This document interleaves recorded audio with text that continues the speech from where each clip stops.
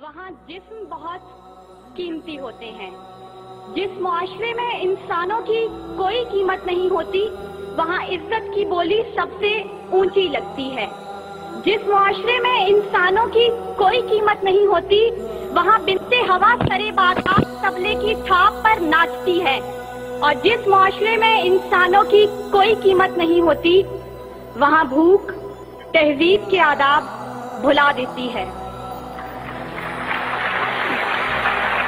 یہاں ہوس کے پجاری سیاہ راتوں میں سفید جسموں کا جیون سیاہ کرتے ہیں، یہاں پہ ناچتے پیروں کی تھاپ بکتی ہے، یہاں پہ جاگتی آنکھوں کے خواب بکتے ہیں، یہاں پہ پھول سے ہونٹوں کی پیاس بکتی ہے، یہاں پہ جسم ہے بکتے شباب بکتے۔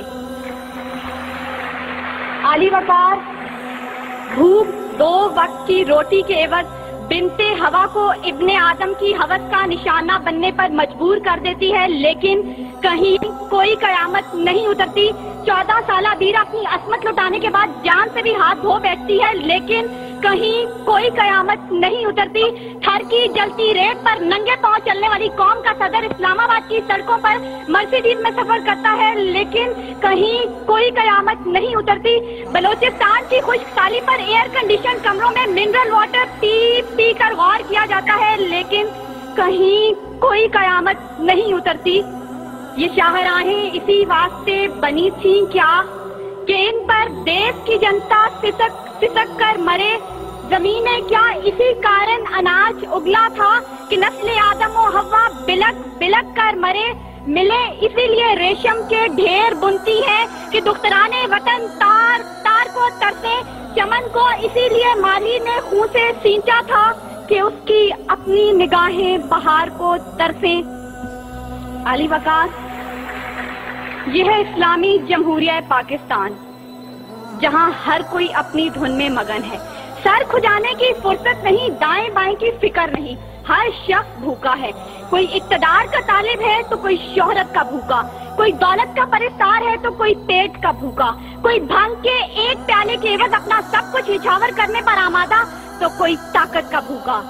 کہت الرجال بڑھتا چلا جا رہا ہے، تہذیب و تمدن کے پیمانے ٹوٹ پھوٹ کا شکار ہو کر وقت کی ناقدری کا گلہ کر رہے ہیں۔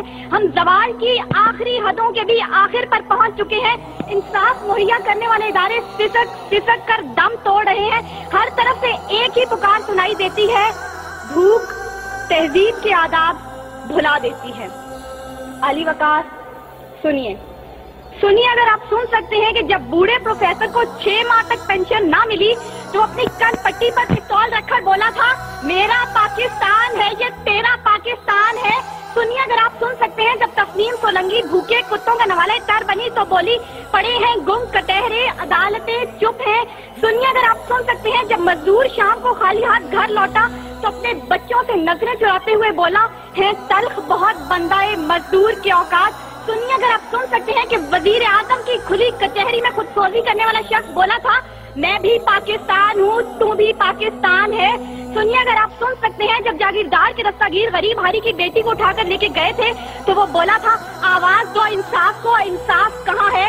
سنیے اگر آپ سن سکتے ہیں کہ ڈما ڈولا کے بے گور اور کفن لاشیں چلا چلا کر کہہ رہے ہیں، نوید دو انسان کو کہ انسان مر گیا۔ سنیے اگر آپ سن سکتے ہیں ڈاکٹر عافیہ صدیقی آج بھی سراپا سوال ہے، ذمہ دار کون؟ سنیے اگر آپ سن سکتے ہیں لال مسجد کے شہداء کہہ رہے ہیں، پاک فوج تو زندہ باد۔ اور سنیے اگر آپ سن سکتے ہیں جب بے روزگار باپ نے اپنی 3 جوان بیٹیوں کو موت کے گھاٹ اتارا تھا تو بولا تھا، عجب رسم ہے چارہ گروں کی محفل میں، لگا کر زخم نمک سے مساج کرتے ہیں۔ غریب شہر تڑپتا ہے ایک نوالے کو، امیر شہر کے کتے بھی راج کرتے ہیں۔ عالی وقار بھوک تہذیب کے آداب بھلا دیتی ہے۔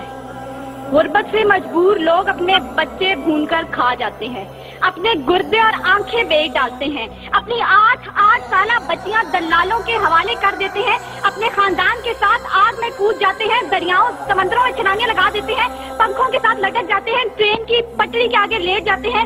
غربت، ظلم اور مہنگائی سے مجبور لوگ اپنے معصوم بچوں کے گلے کاٹ دیتے ہیں۔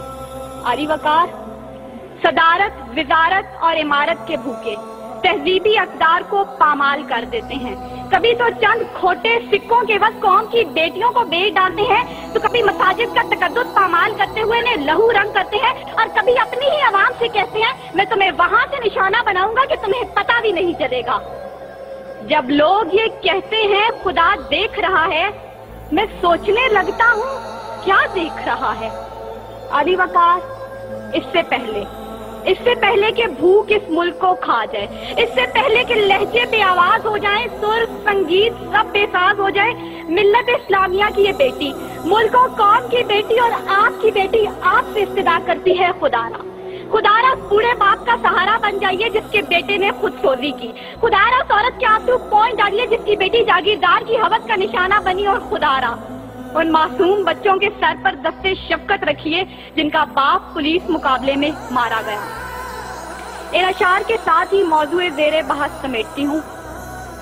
ستم ظریفی وقت میں کلیوں کی نزاکت کو، دلوں کی محبت کو اس طرح سے مسئلہ ہے، اس طرح سے کچلا ہے کہ زندگی اذیت ہے اور سانس کی بھی قیمت ہے.